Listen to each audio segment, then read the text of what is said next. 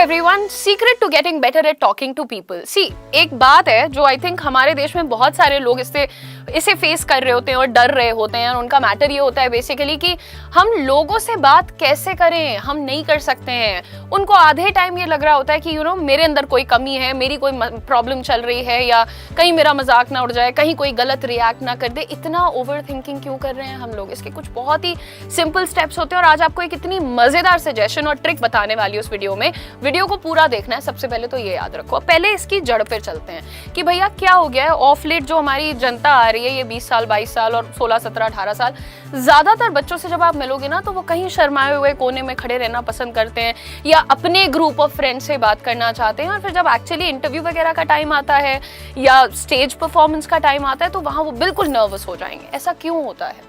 I'll tell you the biggest reason. You haven't given your brain enough time to observe.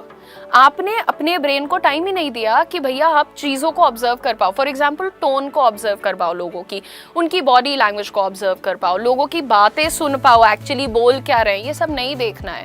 मैं आपको बताती हूँ कि यार मुझे मेरा पहला फ़ोन मिला था जब मैं ग्रेजुएशन फर्स्ट ईयर में गई थी, क्योंकि उसके पहले तो स्कूल में रह के वहीं घर पे पढ़ती थी। फिर भाई शहर बदल गया तो घर वालों ने कहा चल सेफ्टी पर्पज से एक फ़ोन भी दे दो कि पता रहे कहाँ पे है। लेकिन आज की डेट में 7वीं का बच्चा फ़ोन है, 5वीं का बच्चा फ़ोन है, हर उम्र के पास एक फ़ोन दिया हुआ है। और कितना जाता है, किसी का कुछ नहीं जाता है फेसबुक पे एक हाई भेज देने में, इंस्टाग्राम पे लेट्स बी फ्रेंड्स भेज देने में, या व्हाट्सएप पे या टेलीग्राम पे किसी से बात कर लेने में।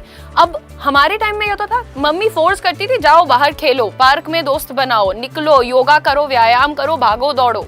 लेकिन अब ये चीज़ें खत्म होती जा रही हैं और इससे क्या हो रहा है कि हमारे अंदर का वो जो डर है कि हमें अपने और उस इंसान के बीच में एक पर्दा चाहिए, वो होता है फोन का पर्दा, तभी हम बात कर पाएंगे। अब भैया इंटरव्यू भी देना है तो मैम वो घर से इंटरव्यू नहीं हो सकता है, हम 1-on-1 इंटरव्यू कैसे देंगे? ये भी बड़े मसले चल रहे हैं लाइफ में। So I will tell you something कि हमारी जो ये गलतियां हैं ना, कि हम पहले तो सुनते नहीं है कि सामने वाला क्या कह रहा है, हम बस आंसर देना चाहते हैं। We want to answer a person. हमने ये सुना ही नहीं कि उसने एक्चुअली हमसे क्या पूछा है। आप नोटिस करना, आप जब किसी से बात कर रहे हो, अगर तो आप उस इंसान से बहुत कनेक्टेड हो, बहुत मजा आता है उसकी कंपनी में, तब तो आप उसकी बातें सुनते हो। But in general friends, I think this is a problem. लोगों ने ना एक्चुअल सुनना बंद कर दिया है, बस अपने मर्जी वाला सुनेंगे और आगे बढ़ेंगे। उसके बाद क्या होता है? एम्पैथी की बहुत ज्यादा कमी है। अगर कोई अपना दुख रो रहा है तो उसके नीचे जाकर के, उस वीडियो के नीचे जाकर कोई गलत कमेंट कर दो। कोई रो रहा है तो अच्छा मैं तो वो रो रहा हूँ, ये क्या रो रहा है मेरे सामने, मुझे नहीं सुनना है। अनदर थिंग इज कि हमने लोगों की हॉबीज और इंटरेस्ट के बारे में केयर करना भी कहीं ना कहीं बहुत कम कर दिया है। और एक्चुअली यहाँ पर आपकी गलती नहीं है, क्योंकि अब जो कंपटीशन है ना वो इतना कट थ्रोट है, यानी कि इतना ज़्यादा इंटेंस कंपटीशन है हर चीज़ में। 2 दिन तक कोई बहुत सगा दोस्त है और उसके बाद फिर वही दुश्मन है। तो पता नहीं चलता है कि हमें यार किसके साथ अपने इंटरेस्ट शेयर करने हैं, हॉबी शेयर करनी है, ग्रुप शेयर करने, नहीं समझ में आता है कि इंसान को। तो ये तो यार हो गई कुछ बातें जिनकी वजह से हम एक्चुअली लोगों से बात नहीं कर पाते, नए दोस्त नहीं बना पाते। बड़े शहरों में एक कमरा ले लिया, उस कमरे के अंदर बंद रहते हैं, ऑफिस जाते हैं, लौट के आते हैं, यही एक लाइफ बनाती है। लेकिन आज मैं आपको बताने वाली हूँ एक बहुत ही एक्साइटिंग तरीका जो कि मैंने फॉलो किया था जब मैं अपने गांव से शहर मूव हुई थी, और फिर उस शहर से बड़े शहर मूव हुई थी during my college days. So what happened was, अंग्रेजी तो आपको पता ही है कि स्कूल डेज में बहुत कम आती थी, यानी 8वीं तक बहुत कम आती थी। उसके बाद स्कूल डेज में काफ़ी अंग्रेजी सीख ली। लेकिन फिर जब एक अच्छे कॉलेज में एडमिशन हुआ तो यार वहाँ पे मेरे और बाकी बच्चों के स्टैंडर्ड में फ़र्क था।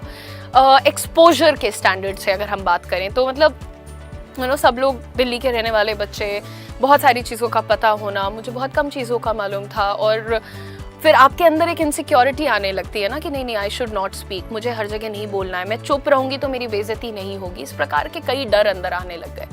And then you know what did I do? So I give myself 60 days, exactly 60 days मैंने खुद को दिए। मैंने कहा कि 60 दिनों में हर दिन मुझे एक नया इंटरैक्शन करना ही करना है। सो ये है आपका चैलेंज। अगर आप वाकई लोगों से बात करना, नए दोस्त बनाना सीखना चाहते हैं, प्लीज फॉलो दिस वर्क्स।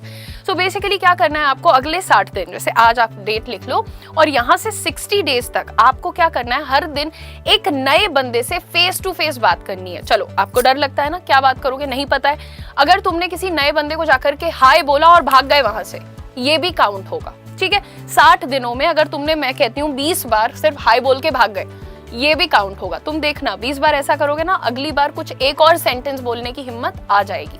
लेकिन मेरा जो सबसे ज्यादा इजी वाला प्रिटेंस था, यानी कि जो मैं नाटक करती थी लोगों के सामने, वो था कि मैं उनको जाकर के पूछती थी अरे ये वाली लाइब्रेरी कहाँ है, ये वाला रेस्टोरेंट कहाँ है, और मैं प्रिटेंड करती थी कि भाई मेरे पास तो मेरा फोन बैटरी डेड हो गई है तो मैं गूगल मैप नहीं यूज कर सकती हूँ, क्योंकि सब कह सकते थे ना फोन में देख लो। तो मैं जाकर के नए लोगों से पूछती थी ये वाला रेस्टोरेंट कहाँ पर है, ये वाला लाइब्रेरी कहाँ पर है, और जब वो मुझसे बात करते थे, मुझे बताते थे यहाँ पे, तो मैं उसको लिख लेती थी कि एक और इंटरेक्शन मेरा हो गया। हमेशा नए बंदे से बात करनी है, ये नहीं कि तुमने डे 1 जिसको हाय बोला था उसी से 60 दिन इंटरेक्शन कर लिया, ये नहीं करना है। आप मेट्रो में जाते हो, आप मार्केट में जाते हो, लाइब्रेरी में जाते हो, इस चैलेंज के अंदर आप किसी भी फोन, कंप्यूटर, लैपटॉप के माध्यम से कोई इंटरेक्शन नहीं कर सकते। Strictly face to face interaction आपको करना है। और ट्रस्ट मी, शुरुआत के दिनों में जब मैंने शुरू किया था तो मैं भी कभी किसी को हाय बोल के फिर हिचकिचा के चली जाती थी, या फिर शायद सॉरी बोलकर वहां से चली जाती थी। कई बार हुआ है कि मैंने हाय तो बोल दिया, फिर मुझे पता ही नहीं चला मैं अगला क्या करूं, तो मैं सॉरी बोल करके फिर चली जाती थी। फिर मैंने लोगों से रास्ता पूछना शुरू किया। फिर कभी अगर कोई बातचीत करने वाला, क्योंकि अक्सर अच्छे लोग भी मिल जाते हैं, आपने पूछा what do you do, which college do you go to, आप कौन से कॉलेज में पढ़ने जाते हो, एटसेट्रा। उन्होंने आपको बताया अपना कॉलेज, आपने उनको बताया, 2-3 सेंटेंसेस की बात हो गई। तो जब आप धीरे धीरे धीरे हर दिन अपने आप को अपने डर के सामने रखोगे ना, ट्रस्ट मी, आप आराम से अपना ये डर खत्म कर दोगे।